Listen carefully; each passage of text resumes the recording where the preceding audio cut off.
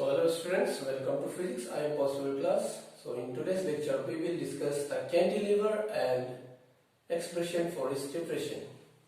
तो पहले हम कुछ पॉइंट्स डिस्कस करना होगा, जो हम पॉइंट्स टू रिमेम्बर होता है, जो कुछ फॉर्मूलाज को हमको रिकॉल करना होगा। पहला है, अगर आपका कोई रस्सी से कोई वेट हैंग कर रहा है तो उसका फोर्स कैसे दिखता है, मास इनटू एक्सेलरेशन। और इस केस में एक्सेलरेशन क्या होगा, एक्सेलरेशन ड्यू टू ग्रेविटी। तो इसे लिखा है mg, जिसको हम वेट भी बोलते हैं। वेट इक्वल टू mg, जो कि एक फोर्स का ही फॉर्म है, कंफ्यूज नहीं होना है। फोर्स और वेट अगर ऐसे होगा तो सेम होगा। बेंडिंग मूवमेंट, जो कि मैंने प्रीवियस वीडियो में भी डिराइव कर दिया था, YIG/R। अगर आप नहीं देखा है तो उस वीडियो को जरूर देख लेना। फिर from differential calculus the reciprocal of radius is given by 1/r equal to double derivative of dy/dx। तो ये मैथ्स का फॉर्मूला है, आपको रिकॉल करना होगा। इसका जो प्रूफ मिलेगा आपको मैथ्स में ही मिलेगा। तो 1/r हमें सिर्फ इस फॉर्मूला को याद रखना होगा। 1/r equal to d²y/dx²। फिर जब अगर आप इंटीग्रेशन में लिमिट नहीं होगा तो उसको बोलता है इनडिफिनिट इंटीग्रल, और अगर उसमें लिमिट दिया होगा तो उसको बोलता है डेफिनेट इंटीग्रल। और जनरल जो इंटीग्रेशन का एक फॉर्मूला है x⁴n dx इंटीग्रेशन का, तो फॉर्मूला क्या है, x⁴n+1 divided by n+1 plus c। जब भी हम इनडिफिनिट इंटीग्रल को यूज करता है तो हम साथ में एक कांस्टेंट टर्म लिखता है। फिर हो गया मेरा नंबर 6। अगर मेरा, तो ये फॉर्मूलाज तो हो गया। अगर मेरा किसी चीज को आप इंटीग्रेशन कर रहा है, क्लियर है, अगर आप y को डिफरेंशिएट कर रहा है, तो क्या बन जाएगा, dy/dx। फिर से और एक बार डिफरेंशिएट करेगा तो क्या बन जाएगा, d²y/dx²। तो डिफरेंशिएशन से ये यहां तक पहुंचेगा। पर अगर आप इसको, इस चीज को, इस टर्म को इंटीग्रेट करेगा तो क्या बन जाएगा, dy/dx। और अगर फिर से इंटीग्रेट करेगा तो y बन जाएगा। तो क्लियर नहीं तो याद रखो, y को अगर डिफरेंशिएट करेगा तो ये बनेगा, पहला डिफरेंशिएशन में dy/dx, फिर लिखेगा d²y/dx, और सो ऑन, और करते जाएगा तो बढ़ते जाएगा। पर अगर यहां से आप d²y/dx² को अगर आप इंटीग्रेट करेगा तो ये क्या हो जाएगा, dy/dx, और अगर फर्दर इंटीग्रेट करेगा तो y मिलेगा। तो इससे क्या मालूम चल रहा है कि डिफरेंशिएशन और integration opposite to each other है। डिफरेंशिएशन करने से हमको ये मिला है, और यही टर्म को अगर इंटीग्रेट करेगा तो हमको y मिलेगा। तो ये फॉर्मूला को दिमाग में रखना है। तो अब हम जाते हैं अपने मेन टॉपिक के अंदर। तो मेन टॉपिक में जाने से पहले हमें और दो टर्म्स को जानना होगा, जो कि moment of inertia of rectangular lamina. तो ये क्या है, md²/12, जो d इसका थिकनेस होगा d, और ये होगा b, क्योंकि आपको ऐसा ही लेना होगा, मोस्टली बुक्स में ऐसा ही दिया हुआ है। तो ये फॉर्मूला आपको फॉलो करना होगा। तो bd, तो ये है moment of inertia of rectangular plane. अगर आप क्रॉस सेक्शन एरिया आपका रेक्टेंगुलर होगा तो। फिर और एक सर्कुलर के लिए है mr²/4। हम इसको डायामीटर वाला बनेगा, moment of inertia about the diameter. तो ये दो फॉर्मूला भी आगे यूज होगा, mr²/4 md²/12। तो कैंटिलीवर क्या है, एक बीम है जिसका यूनिफॉर्म क्रॉस सेक्शन एरिया है, और वो एक साइड पे फिक्स होगा और एक साइड पे लोड लगाया होगा, उसको बोलता है कैंटिलीवर। एक बीम होगा जो एक साइड में फिक्स होगा, यहाँ पे फिक्स है, और यहाँ पे आप लोड लगाएगा, कोई भी लोड लगाएगा तो उसको बोलता है कैंटिलीवर। और कैंटिलीवर होने के लिए क्या होना पड़ेगा, उसका पास यूनिफॉर्म क्रॉस सेक्शन एरिया होना पड़ेगा। मैंने uniform cross section area previous lecture में भी बताया है, उसका हर जगह बराबर होना पड़ेगा। जैसे कि रोड अगर ऐसा है, मान लो ये सर्कुलर रोड है, तो बराबर होना पड़ेगा, ऐसा नहीं हो सकता है जहां था उल्टा पुल्टा। सीधा होके भी 13 में ऐसा नहीं होगा। ये नॉन यूनिफॉर्म हो गया यूनिफॉर्म। तो यूनिफॉर्म रोड होना पड़ेगा, आइदर सर्कुलर या रेक्टेंगुलर। तो कैंटिलीवर क्या है? एक बीम है जो यूनिफॉर्म क्रॉस सेक्शन एरिया होना पड़ेगा और एक साइड में फिक्स होना पड़ेगा और दूसरा साइड में लोडेड होना पड़ेगा। तो वर्डिंग में कैसा लिखा है देखो, ए cantilever is a thin rod of uniform cross section fixed at one and and loaded at the other. तो कैंटिलीवर एक रॉड है, थिन रॉड, जिसका यूनिफॉर्म क्रॉस सेक्शन एरिया है, जो एक साइड में फिक्स है और दूसरा साइड में लोडेड है। तो पहले डायग्राम को समझ लेते हैं। मैंने क्या किया डायग्राम को, पहले तो डायग्राम में एक बीम लिया है, एक साइड में फिक्स कर दिया है और यहाँ पे लोड डाला है। तो जैसा ही फिक्स किया, यहाँ पे ए बी उसका न्यूट्रल एक्सिस रखा हुआ है फिक्स करके, और वो रोड का लेंथ होगा एल माना है, रोड का लेंथ एल माना है। तो फिर मैंने यहाँ पे लोड लगा दिया है। लोड लगाने का वजह से ये डिफ्लेक्ट हुआ है, बेंड हो गया, इस साइड रिफ्लेक्शन हुआ है, तो कुछ नया फॉर्म ले लिया, वो थोड़ा बेंडिंग होके ऐसा चला गया। पहला ऐसा था, फिर वो यहाँ से यहाँ तक लिया, तो न्यूट्रल एक्सिस क्या बन गया? ए बी डैश हो गया। आगे ए बी था, अब ए बी डैश हो गया, पूरा रोड ही ऐसा बेंड हो गया। तो यहाँ से फिर मैंने एक छोटा सा सेक्शन बनाया पी, पी क्यू, दो सेक्शन बनाए, और ये रिफ्लेक्शन होने से कुछ ऐसा होगा। और ये पी सेक्शन को एक्स डिस्टेंस में लिया है फिक्स एंड से, तो ये इसको हम माना है एक्स डिस्टेंस में फिक्स एंड ए से। तो ये पी से बी तक का डिस्टेंस क्या होगा? पूरा का एल है, तो एल माइनस एक्स होगा, क्योंकि ये पूरा एल है, ये पूरा एल है। और अगर हम यहाँ पे एक्स मानेगा इसको, तो ये डिस्टेंस क्या होगा? पूरा से इसको माइनस करेंगे तो मिल जाएगा, पूरा से माइनस करेंगे मींस एल माइनस एक्स, वही किया है। फिर इससे यहाँ पे ये दोनों को एक सेंटर में ज्वाइन करके एक एंगल दिखा दिया है डी थीटा। तो इसको x माना है, क्योंकि कोऑर्डिनेट ऐसा था, ये है x और ये है y, तो ये हो गया y, ये टर्म हो गया y होगा, क्योंकि y एक्सिस में और ये x एक्सिस में है। ये छोटा सा जो सेक्शन है वो हमारा फिक्स एंड से x में है, तो हम ये छोटा सेक्शन P को कंसीडर करके अपना डिफरेंशियल का डेरिवेशन निकालने जा रहा है। तो वर्डिंग में कैसे लिखना है देख लो। Let us take a cantilever of length L। तो हमने एक कैंटिलीवर लिया जिसका लेंथ स्मॉल l है, with AB as its neutral axis, जिसका न्यूट्रल एक्सिस AB है। न्यूट्रल एक्सिस जो न्यूट्रल सरफेस से पास होता है, और न्यूट्रल सरफेस वो है जब बेंडिंग में होने से भी उसका अंदर स्ट्रेच या कंप्रेस नहीं होता है।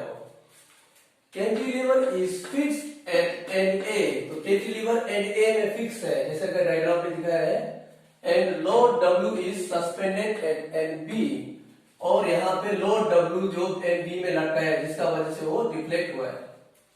Due to load W at the end B is depressed into B dash, and neutral axis takes up the position B dash। तो लोड W लगाने का वजह से वो डिफ्लेक्ट हुआ है, और न्यूट्रल एक्सिस क्या बन गया है? AB dash. पहले क्या था? AB था, अब डिफ्लेक्ट होने का वजह से AB डैश हो गया, रोड पूरा बेंड हो गया हल्का सा।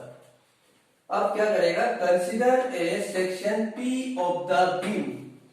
तो हम एक P सेक्शन माना है at a distance x from the fix end A। कहां पे? At a distance x from the fix end A। ये फिक्स एंड को बोलता है A, तो यहां से डिस्टेंस x में माना है। तो अब हम डिराइव शुरू करेगा। तो सबसे पहले हम क्या निकालेगा? टॉर्क निकालेगा। तो टॉर्क का फॉर्मूला क्या होता है? टॉर्क होता है force into perpendicular distance. Torque किसका वजह से? लोड का वजह से। तो torque due to load W। तो torque due to load equal to force into perpendicular distance. अब इस केस में हम इसको टॉर्क क्यों बोल रहे हैं, क्योंकि जब भी अगर हम वेट लगाएगा तो वो बेंडिंग हो रहा है, मीन्स बेंडिंग हो रहा है या हल्का सा ये टर्न हो रहा है, नीचे तरफ का टर्न हो रहा है। तो जब भी फोर्स अगर बेंडिंग या टर्न या रोटेशन कराता है तो उसको, उस फोर्स को हम टॉर्क बोलता है। तो फोर्स क्या होगा, फोर्स होगा W, और इस सेक्शन P से इसका डिस्टेंस कितना होगा B का, ये लोड W का।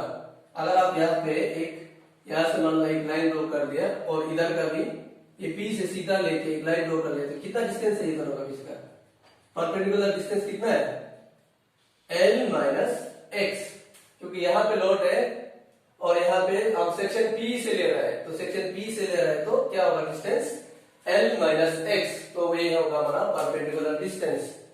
ये विजिबल है, तो L माइनस एक्स, तो इसको मानेगा इक्वेशन नंबर 1। फिर हम लिखेगा बेंडिंग मोमेंट का फॉर्मूला, जो कि आप पहले पढ़ चुका है। बेंडिंग मोमेंट इक्वल टू क्या होता है, bending moment equal to YIG by R, ये हो गया मेरा इक्वेशन नंबर 2। और इक्विलिब्रियम में ये दोनों इक्वल होता है, तो in equilibrium means balancing position पे, in equilibrium torque equal to bending moment, torque equal to bending moment. तो हमारा टॉर्क क्या है, टॉर्क है W L minus X equal to YIG by R। तो इससे क्या लिख सकते हैं हम, W L minus x by YIG equal to 1 by R। तो इसको इक्वेशन नंबर 3 मानेगा, ये इसको हम नीचे भेज दिया है, तो इसको इक्वेशन नंबर 3 मानेगा। अब हम डिफरेंशियल, जो पॉइंट्स टू रिमेंबर में दिखाया था डिफरेंशियल कैलकुलस का, वो फॉर्मूला को यूज करेगा। तो from differential calculus, from differential calculus the reciprocal, किसका, रेडियस का, रेसिप्रोकल ऑफ रेडियस, तो ऊपर लिख देगा कि ज्यादा नीचे हो रहा है, reciprocal of radius is given by 1 by R equal to D square Y by dx square. तो इसको इक्वेशन नंबर 4 दे देगा। अब देखो 1 बाय R, इसका भी वैल्यू ये है और यहाँ पे भी 1 बाय R है, तो दोनों का टर्म को हम इक्वल लिख सकता है कंपेयर करके।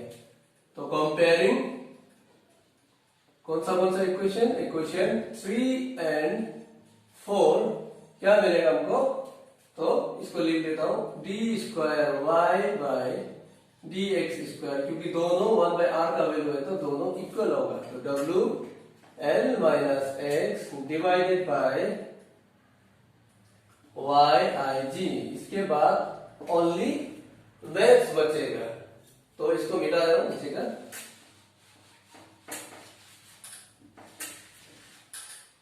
तो अब क्या करेगा, हम इसको इंटीग्रेट करेगा with respect to x। So integrating both sides, integrating both sides with respect to x। तो अगर आप इसको इंटीग्रेट करेगा तो क्या होगा, dy by dx square equal to ये होगा dy बाय dx होगा, अगर आप ऐसे वाला टर्म को इंटीग्रेट कर रहा है। और अगर फर्दर आप dy बाय dx को इंटीग्रेट करेगा तो क्या होगा, वो होगा y, आगे दिखाया था एरो बनाने पॉइंट्स टू रिमेंबर में। तो ये बन जाएगा dy बाय dx, और ये होगा, इसका कांस्टेंट बाहर लिखेगा WYIG, इंटीग्रेशन होगा L माइनस एक्स dx और साथ में लिखेगा एक कांस्टेंट c1 क्योंकि ये इंडिफिनिट वाला है। तो इससे क्या मिलेगा, dy by dx is equal to w y I g। आप इसको डिस्ट्रीब्यूट कर लेगा, ब्रैकेट लगा लो, integration L dx minus integration x dx plus c1। अब फर्दर हम इसको सोल्व करेगा, ये सिर्फ अभी मैथ्स ही बचा हुआ है। तो dy by dx is equal to w y I g। तो ये मेरा पहला टर्म क्या होगा, L तो x का इक्वल नहीं है तो L बाहर आ जाएगा और x लिखेगा, क्योंकि इंटीग्रेशन ऑफ dx क्या होता है, x होता है। इंटीग्रेशन ऑफ dx क्या होता है, x होता है। तो x लिखेगा minus integration of x dx क्या होगा, x टू द पावर 1 है ना इसका, तो 1 प्लस 1 2 डिवाइडेड बाय 1 प्लस 1, तो जो कि होगा x square by 2 plus c1, x square by 2 plus c1। तो ये हो गया मेरा इक्वेशन नंबर, आगे का था 4, अब ये होगा इक्वेशन नंबर 5। अब इसमें हम कंडीशन डालेगा, जब x 0 होगा तो y भी 0 होगा, तो dy by dx भी 0 होगा। अभी कैसे देखो, हम p को माना था, सेक्शन p को, तो अगर p कितना डिस्टेंस में है, फिक्स एंड है x में, मेरा ये p जो n से x डिस्टेंस में है, अगर ये 0 हो जाएगा, यहाँ पे ये यहाँ आके खत्म हो जाएगा, तो इसमें y क्या होगा, डिप्रेशन होगा। तो यह डायग्राम में देखिए, अगर यहाँ p है तो यहाँ पे कुछ y भी है, यहाँ पे p होने से भी कुछ y होगा, यहाँ पे होने से भी कुछ y है, यहाँ पे p होने से थोड़ा सा y है ही है, डिप्रेशन हो रहा है। पर ये जब ये फिक्स एंड में आ जाने से y है, y नहीं है, तो यहाँ पे x भी 0 होगा, y भी 0 होगा। करेगा तो डिप्रेशन है, इधर भी करेगा तो है, लेकिन अगर आप फिक्स एंड में आ जाएगा तो थोड़ा भी डिफरेंशिएट नहीं है, तो x भी 0 होगा, y भी 0 होगा, जिसका मतलब है कि dy by dx भी 0 होगा। तो इस वैल्यू को 5 पे डालेगा तो क्या मिलेगा हमको, 0 equal to 0 minus 0 plus c1। तो इसका मतलब है कि c1 जो 0 है, तो इस वैल्यू को आप इक्वेशन नंबर 5 पे डालेगा। तो इक्वेशन नंबर 5 क्या बन जाएगा, इक्वेशन नंबर 5 बन जाएगा dy by dx equal to w by y ig lx minus x square by 2 और c1 हो गया 0। तो इसको नंबर देगा इक्वेशन नंबर 6। आप इक्वेशन नंबर कुछ भी दे सकता है, अपना कन्वीनियंस के अनुसार आप कुछ भी दे सकता है। फिर क्या करेगा, फिर इसको फिर से इंटीग्रेट करेगा x का साथ, again integrating with respect to x दोनों साइड में। तो ये क्या बन जाएगा, ये हो जाएगा y और ये होगा w y I g, integration दे देगा lx minus x by 2 plus c2। Similarly y equal to w by y I g, ये y स्मॉल y है और ये y कैपिटल y है, सो कंफ्यूज नहीं होना है। ये स्मॉल y है मेरे, ये जो दे रहा है, और ये कैपिटल y जो यंग मॉडुलस वाला y है। सो आप ध्यान रखिएगा, स्मॉल y और कैपिटल y में डिफरेंस है। तो इसको आप डिस्ट्रीब्यूट कर लेगा lx dx, सॉरी यहाँ पे dx होगा, lx dx minus x square by 2 dx plus c2।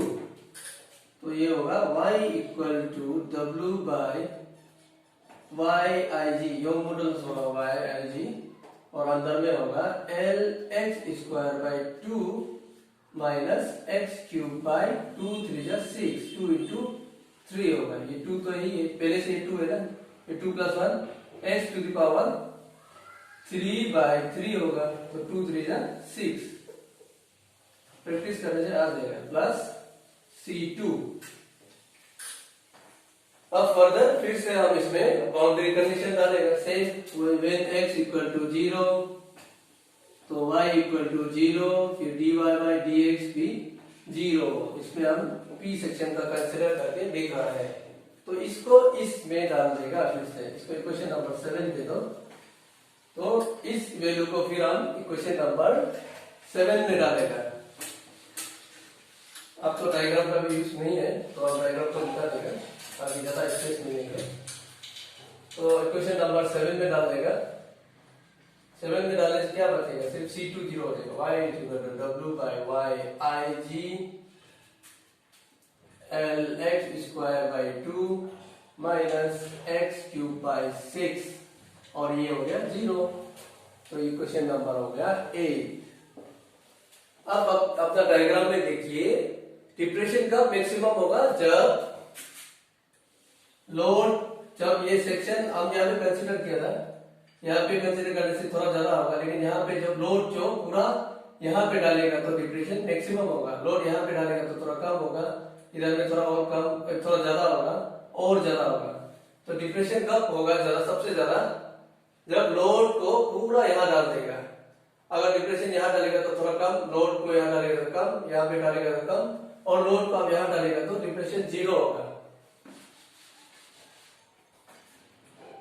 तो मेरा लोड क्या है, सिंस था loaded and will show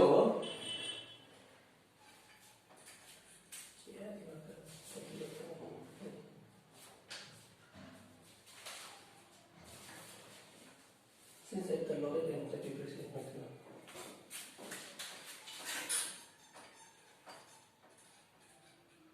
Since at the loaded end depression is maximum, तो जब सबसे कोना में रखेगा तो डिप्रेशन मैक्सिमम है। तो हम डायग्राम में देख रहे हैं कि सबसे कोना में जो लोड डिप्रेशन मैक्सिमम है, तो x क्या बन जाएगा, तब x जो L का बराबर हो जाएगा, और y को हम लिखेगा डेल्टा, जो कि सिंबल है डिफरेंशिएशन का। तो इसको हम इक्वेशन नंबर 8 में डालेगा। तो यूजिंग इन 8 में डालेगा तो क्या मिलेगा, इसका बदले लिखेगा हम डेल्टा, और w बाई वाई आई जी ये तो कांस्टेंट है, और अंदर का होगा l, x का बदले लिखेगा l square divided by 2 minus l cube by 6। तो del equal to w by Y I G l cube by 2 minus l cube by 6। किसी भी चीज का अगर बेस सेम होगा और वो इंटू हो रहा होगा तो पावर जो प्लस हो जाता है 1 प्लस 2, इसलिए लिखा है l क्यूब यहाँ पे। फिर एलसीएम ले लेगा, एलसीएम लेने से क्या होगा, वाई आई जी, एलसीएम लेने से बचेगा मेरा पास ऊपर में 3l क्यूब माइनस, क्योंकि एलसीएम 6 होगा, इसका एलसीएम क्या होगा 6 होगा, 2 1 जा 2, 2 3 जा 6, सो 2 3 जा 6 है एलसीएम, तो 2 3 जा 6, 6 1 जा 6 l क्यूब। तो del equal to w by Y I G 2l cube by 6। तो फाइनली हम क्या लिखेगा, del equal to w by Y I G l cube by 2 3 जा 6 3। तो ये हो गया हमारा फाइनल रिलेशन डिप्रेशन का, जो कि क्वेश्चन नंबर 9 हो गया। तो ये है डिप्रेशन फॉर कैंटिलीवर का एक्सप्रेशन। अब हम क्या करेगा, इसका स्पेशल केस नोट को डिस्कस करेगा।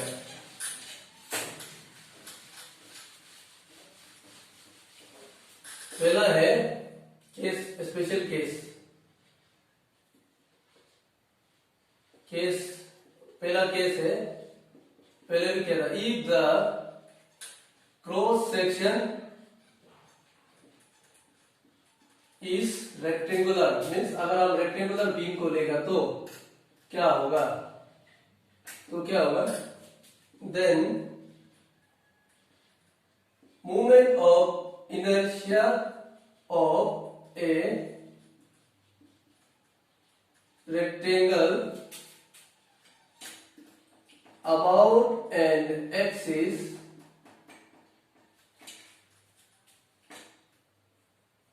passing through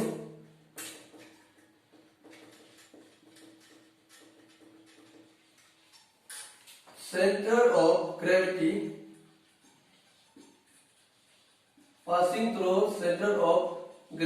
means center में जिसका उसका center of gravity and parallel to its length,